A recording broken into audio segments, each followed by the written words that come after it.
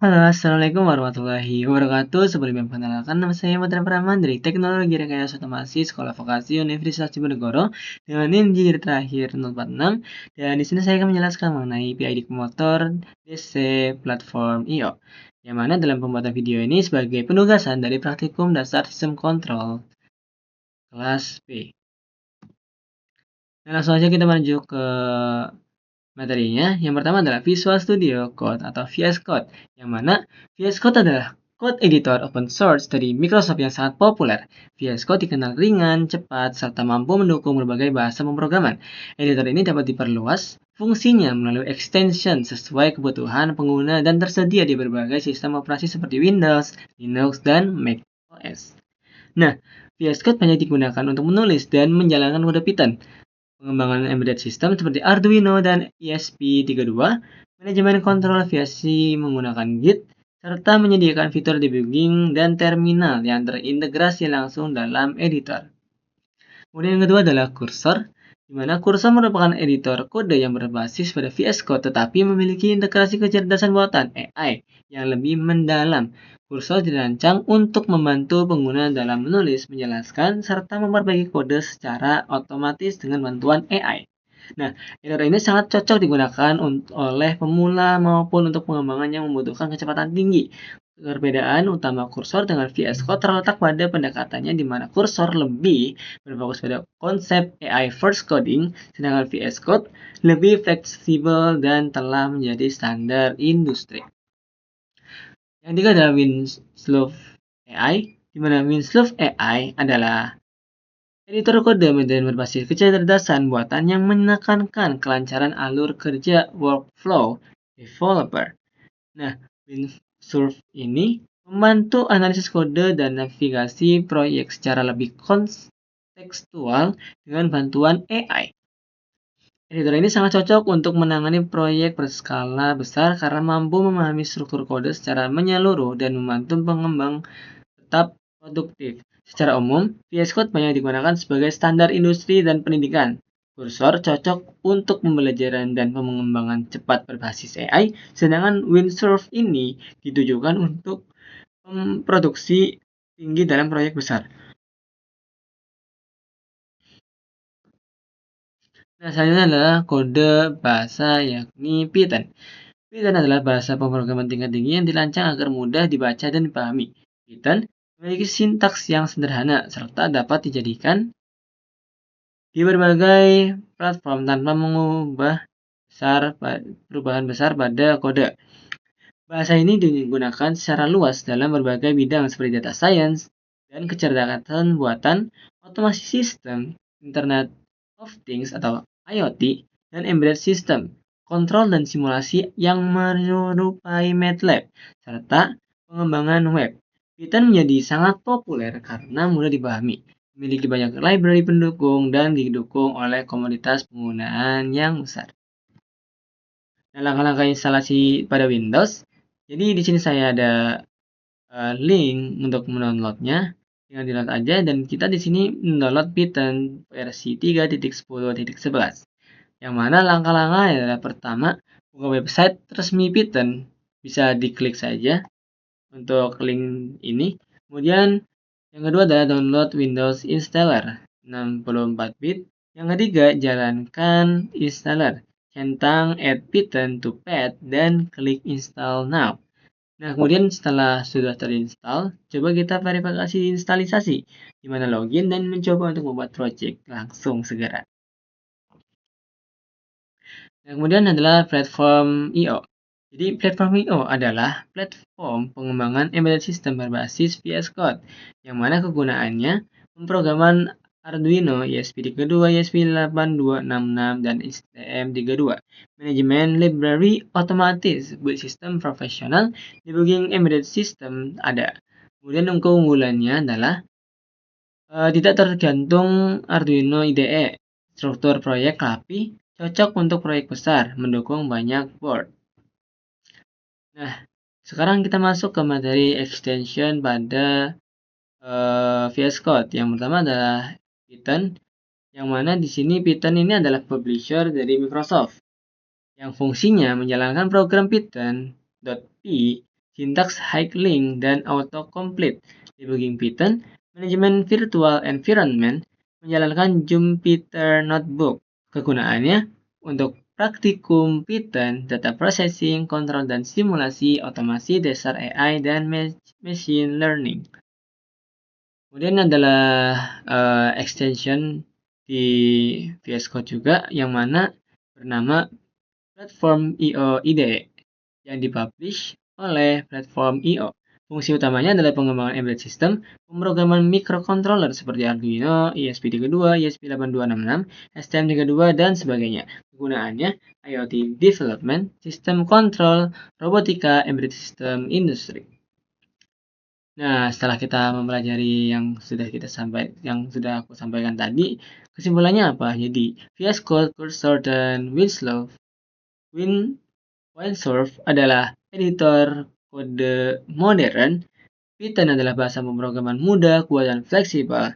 Python 3.10.11 stabil untuk pengembangan pembelajaran dan embedded system. Extension Python memudahkan pengkodingan. Platform I/O adalah solusi profesional untuk IoT dan microcontroller. Extension Python Microsoft digunakan untuk coding dan debugging Python. Extension Platform IDE digunakan untuk pengembangan embedded system. Keduanya sering dipakai bersamaan di VS Code. Nah, langsung saja kita menuju ke praktikum yang sebenarnya, yaitu simulasi penggunaan bagaimana cara kita menggunakan platform I/O. Berikut adalah hasil praktikum yang sudah kami lakukan. Kita sedang menginstal sebuah cursor setup. Kita mendownload di cursor.com untuk bagian download. Yang lalu kita bisa tunggu sampai waktunya selesai. Oke, selanjutnya kita akan mencoba untuk menginstal yang namanya Python. Dan untuk yang kita pakai itu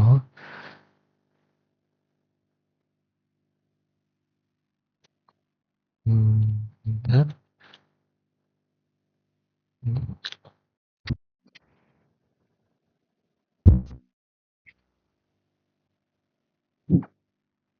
Nah, di sini kita tinggal download aja untuk filenya. Dan untuk Windows ya, karena kita menggunakan Windows.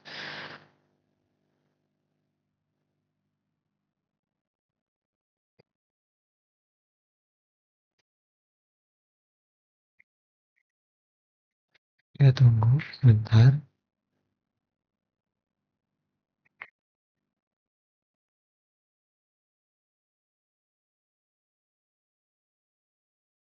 Oke, kita tinggal pergi saja di sini dan kita install untuk cursor setupnya.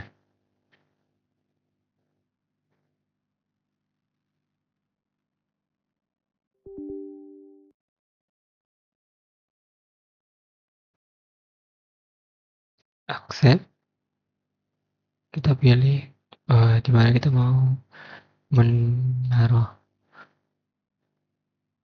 file cursor ini di mana. Kita pilih di data E aja. Oke, next. Kita create a text kan ya biar langsung ada di depan gitu. Oke, install. Kita tunggu untuk waktu installingnya.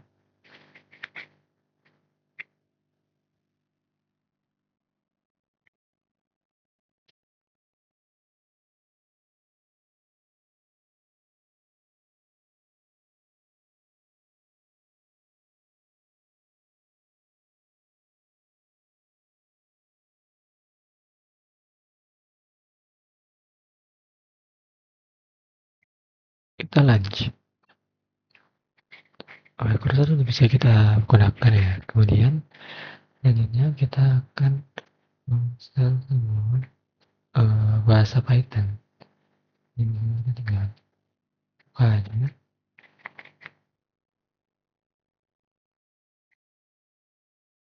Install.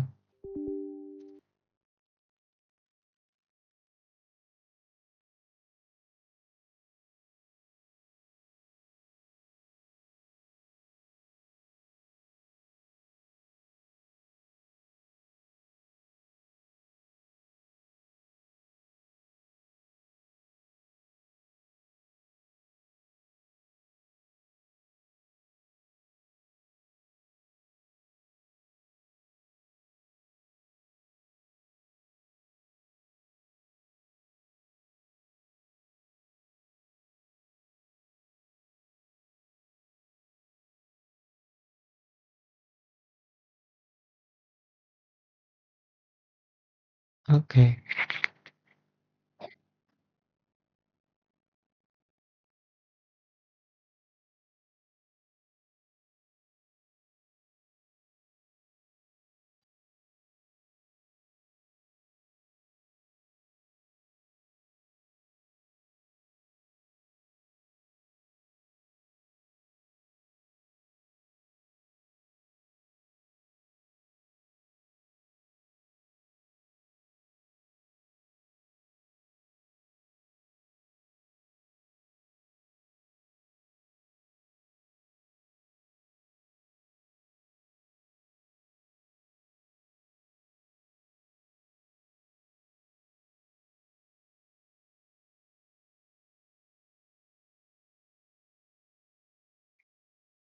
Itu kan bisa yang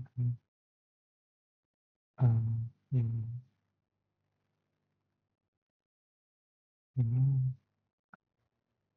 itu.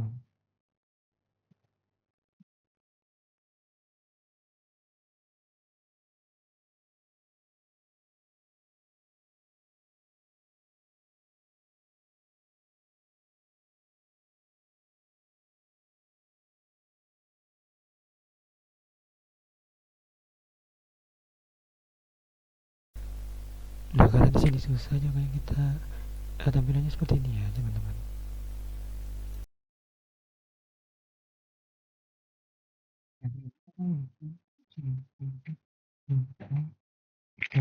Extension platform IO ini.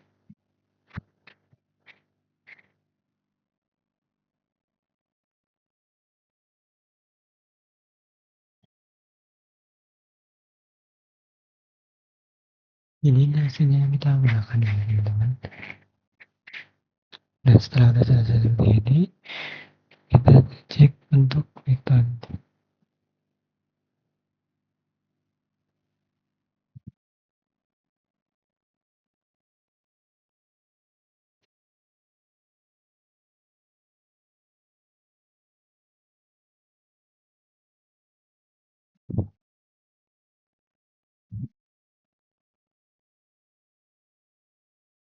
Nah, itu tinggal untuk mengimportnya saja.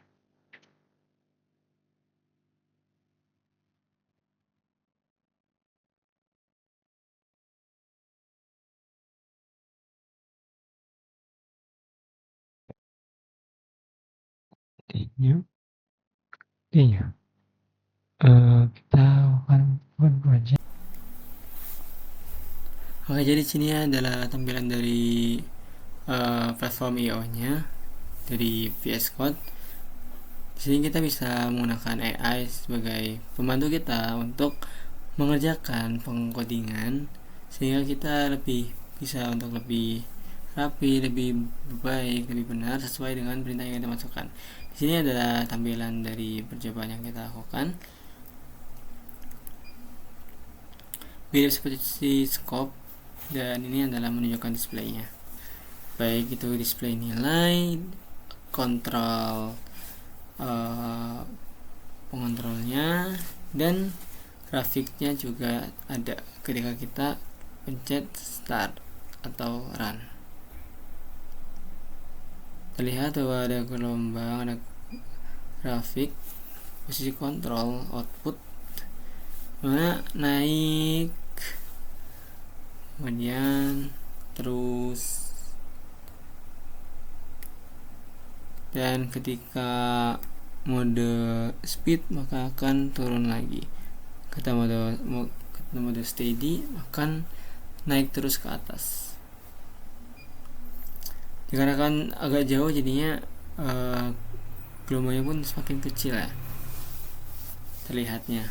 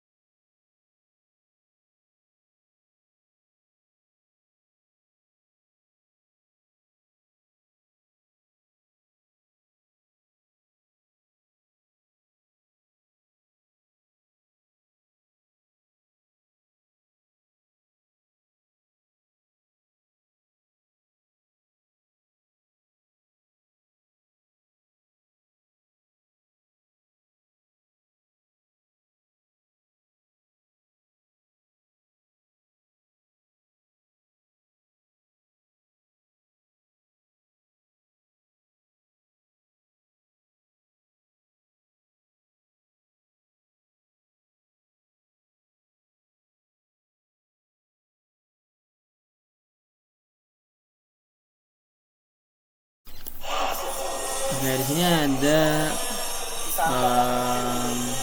bagaimana kita running di real time ya.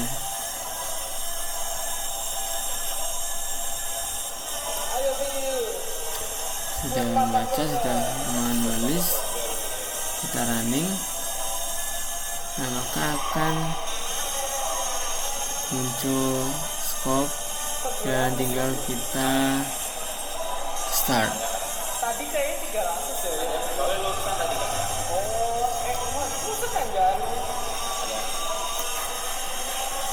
Kita atur KP, KI, dan KD nya. Lalu KD juga jarang digunakan ya, sama seperti yang sebelumnya, gelombangnya mirip. Dan kita akan langsung aja menuju ke percobaan yang selanjutnya. Disini terlihat ya motornya berputar secara jarum jam dengan grafik posisi yang terus naik ketika steady dan turun ketika steady.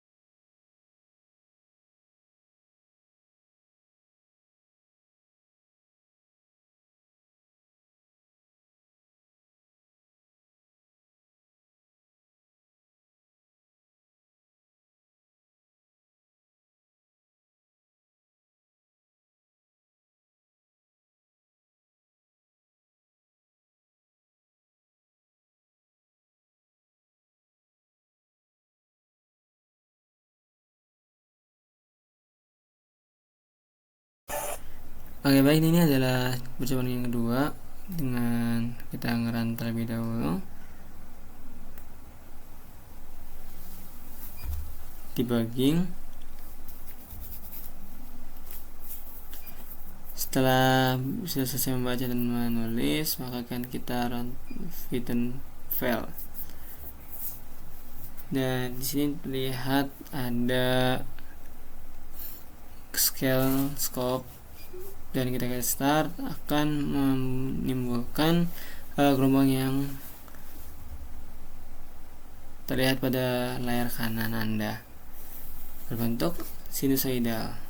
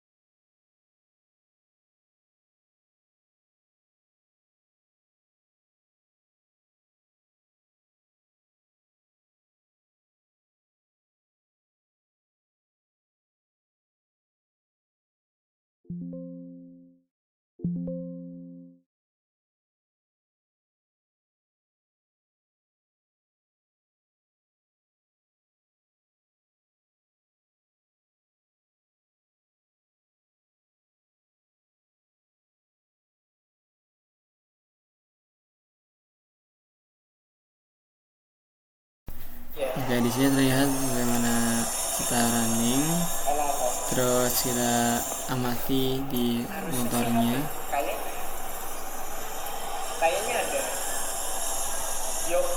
debugging dengan terlebih dahulu supaya tidak mengganggu, tidak membuat error pada aplikasi bahkan di motornya.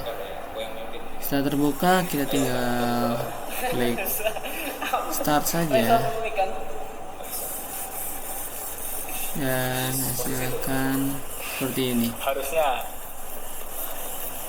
Mengapa bergerak kanan kiri? Karena berbentuk sinusoida, yang mana naik ke atas dan naik turun itu mempengaruhi dari perputaran pada motornya.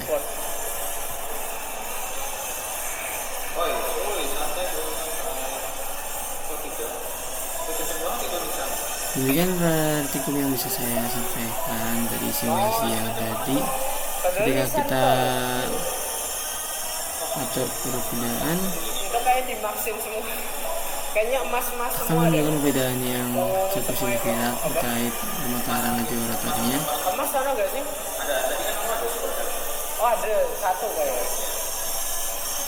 Jadi PID ini berpengaruh banget ya terhadap kecepatan, delay time, dan error itu sendiri.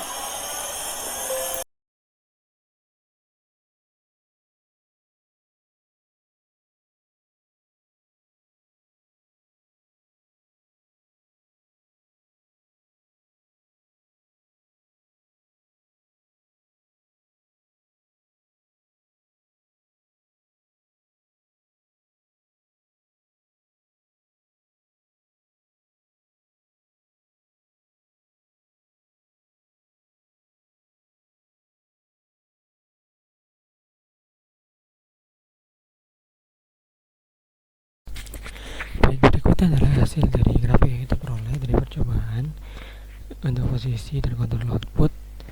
Yang mana ini grafik yang kedua dan ini grafik ketiga untuk speed, dan kemudian ini ada grafik keempat untuk posisi. Kemudian ini adalah untuk kontrol kecepatan, jadi ada raw MA, LFV.